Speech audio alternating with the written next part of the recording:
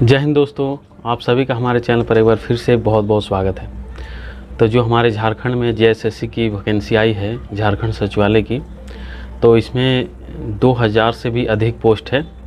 तो इसमें आज हम आपको जो नोटिफिकेशन आया हुआ है तो इसको पीडीएफ के रूप में डिस्क्रिप्शन में दे देंगे, वहाँ विस्तार रूप से पढ़ पाइएगा और इसका क्या सिलेबस है और इसमें उम्र सीमा कितना ज़रूरत पड़ेगा और कितना इसका लास्ट डेट है। तो जो नोटिफिकेशन आया है पीडीएफ के रूप में, तो इसको हम लोग पूरा विस्तार रूप से बहुत ही अच्छे तरीके से जानेंगे। और इसमें टोटल 6 पोस्ट है। तो टोटल इन सारे 6 पोस्ट का क्या काम होता है इसके बारे में भी हमारी नेक्स्ट वीडियो सारा आएगा कि ये सब सारे जो भी ऑफिसर बनेंगे, इंस्पेक्टर बनेंगे, तो इनके क्या क्या कार्य रहते हैं, जितने भी सारे पोस्ट इसमें बताए गए हैं।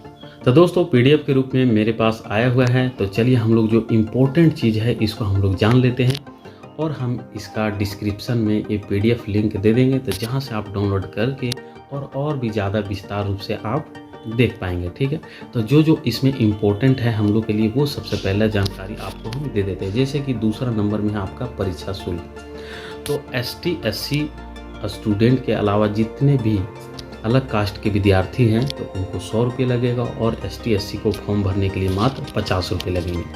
तो इससे और इम्पोर्टेंट चीज़ हम लोग देखते हैं, यदि आपको किसी भी इस चीज़ से जुड़ा हुआ जानकारी लेना होगा तो इसका वेबसाइट है jssc.nic.in, जहाँ पे आप और भी अधिक जानकारियाँ, नोटिफिकेशन और इससे संबंधित जानकारियाँ आप जान पाएंगे।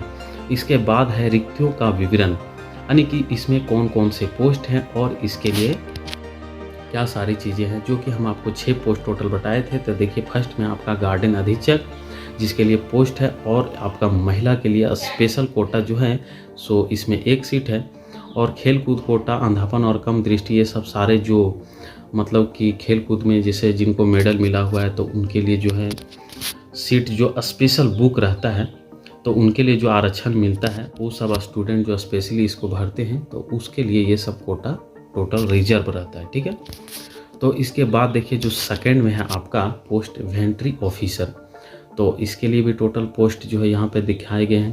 तो जो भी आपको पोस्ट पसंद हो आप उसी को चुनें। ठीक है, फिर है आपका तीसरा में सेंट्री एंड फूड इंस्पेक्टर, जो कि इसमें टोटल आपका 24 पोस्ट है और महिला के लिए भी 1 पोस्ट है। फिर आपका सेंट्री सुपरवाइजर, तो इसमें सबसे ज़्यादा, इसमें टोटल 645 पोस्ट है और महिलाओं के लिए 32 पोस्ट है। और आप जो दाहिने साइड में 13, 7, 6 सब देख रहे हो वो रिजर्व है।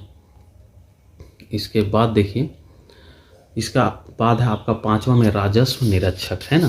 तब 5वां में राजस्व निरीक्षक के बाद जो है सो नीचे है विधि सहायक, यानी कि टोटल 6 तरह के पोस्ट है जो कि हम आपको पहले ही बता चुके हैं और इस प्रकार से है। तो ये था आपका दूसरा इम्पोर्टेंट चीज़। और इससे भी ज़्यादा इम्पोर्टेंट चीज़ हम लोग देखते हैं, तो इससे भी ज़्यादा इम्पोर्टेंट चीज़ है कि इसमें तनख्वाह कितनी मिलेगी। तो इसमें आपका 5वां नंबर पर है। तो देखिए गार्डन अधीक्षक का 35,400 से लेकर 1,12,000 मिलेगा। फिर सेकंड में आपका दिखाया गया इन्वेंट्री ऑफिसर के लिए, सेंट्री एंड फूड इंस्पेक्टर के लिए, फिर आपका सेंट्री सुपरवाइजर के लिए है 4था नंबर पे।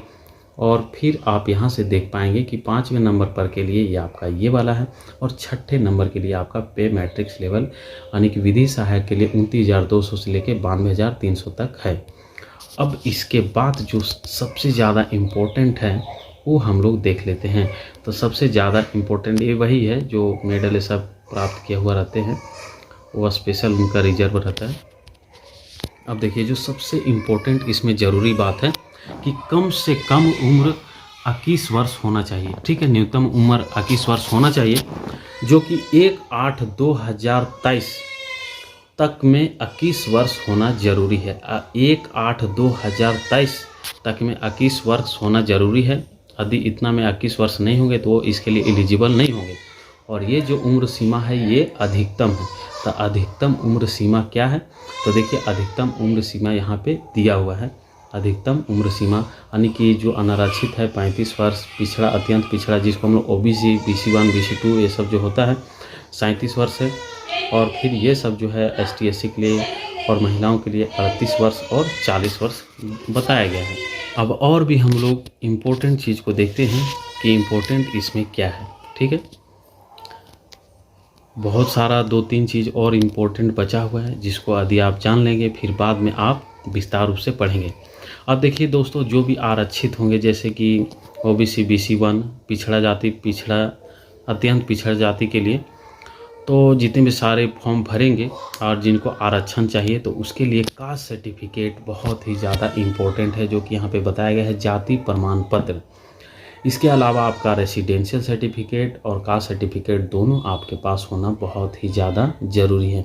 यदि आपके पास ये नहीं होगा तो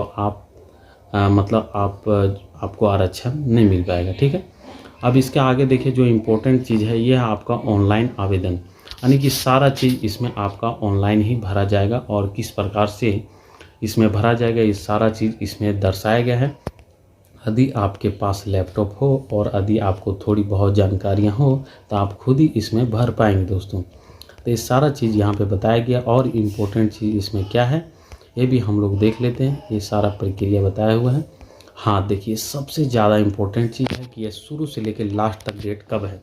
तो आवेदन करने की जो प्रक्रिया इसमें बताया गया है, तो आवेदन 20/6/2023 से स्टार्ट है और 19/7/2023 मध्य रात्रि तक ही भरा जाएगा। लेकिन आपको खास बात यह ध्यान रखना है कि 19/7/2023 से पहले ही आपको इसको भर लेना है। तो बहुत ज़्यादा अच्छा बेनिफिट आपको मिलने वाला है, क्योंकि बाद में साइट नहीं काम करता है तो बहुत ज़्यादा परेशानियों का सामना करना पड़ता है मित्रों। तो देखिए, ये जो परीक्षा लिया जाएगा ये परीक्षा ऑफलाइन रूप से लिया जाएगा, जो कि यहाँ पे दर्शाया गया है OMR शीट, और इसमें नॉर्मलाइजेशन की भी प्रक्रिया रहेगी। अब इससे और ज़्यादा इम्पोर्टेंट चीज़ को हम लोग देख लेते हैं। तो इम्पोर्टेंट चीज़ क्या है कि आपका जो एग्ज़ाम होगा ये टोटल 3 पाली में होगा और एक ही दिन में एग्ज़ाम कंडक्ट किया जाएगा और एक ही दिन में सारा एग्ज़ाम आपका हो जाएगा दोस्तों। तो पहला जो एग्ज़ाम आपका होगा, तो इसके लिए जो फर्स्ट टाइम जो एग्ज़ाम होगा फर्स्ट पाली में, ये टोटल आपका हिंदी भाषा और अंग्रेज़ी भाषा में 60 प्रश्न रहेंगे, ठीक है। अब इसके आगे जो स्पेशल यहाँ पे जो भाषा रहेगा जिसको आप चुनेंगे, हिंदी, नागपुरी, बंगाली, संथाली, जो भी इसमें लिखा हुआ है, तो ये आपका टोटल प्रश्न 100 रहेगा और आपकी अवधि 2 घंटे की रहेगी। और जो थर्ड पाली में आपका जो रहेगा ये टोटल कुल प्रश्न 150 का रहेगा और इसमें अवधि आपकी 2 घंटा 30 मिनट की रहेगी। लेकिन सबसे खास बात यह है कि जो आपका फर्स्ट पाली में 120 क्वेश्चन के लिए 2 घंटा जो रहेगा, इसमें मात्र 30% ही आपको अंक लाने हैं। यानी कि यदि आप 120 में क्वेश्चन में मात्र 36 क्वेश्चन यदि आप सही बना लेते हैं तो आप इसमें पास कर जाते हैं, जो कि मेरिट लिस्ट में ये बिल्कुल भी नहीं जोड़ा जाएगा। 60 प्रश्न का 30% यानी कि 18 प्रश्न आपके कम से कम सही होने चाहिए।